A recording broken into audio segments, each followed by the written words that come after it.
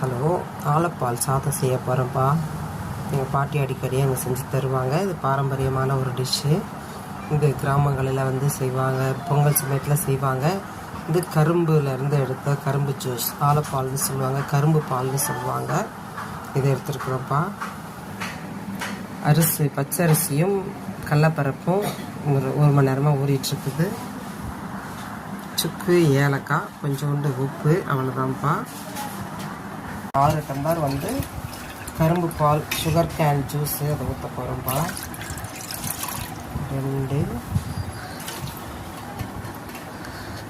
3 4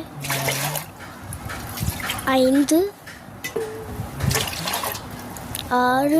சூடானது இப்போ நம்ம அரிசி போடலாம்ப்பா.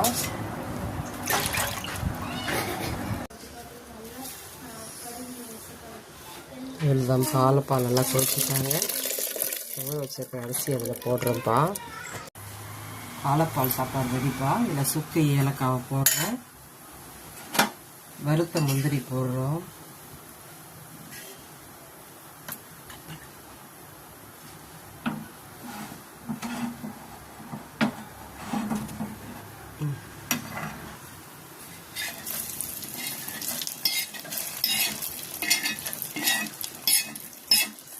எங்கள் வீட்டில் நிலத்துல பயிர் வைக்கும் போதெல்லாம் இது எங்கள் செய்வாங்கப்பா. எங்கள் பாட்டி எங்கள் வீட்டில் அடிக்கடி செய்வாங்க. நான் இப்போ தான் செய்கிறேன். நான் நல்ல ஹெல்த்தியான ஃபுட்டுப்பா. சுகர் கேன் ஜூஸில் செய்கிறது ஆலப்பால் சாதம்னு சொல்லுவாங்க.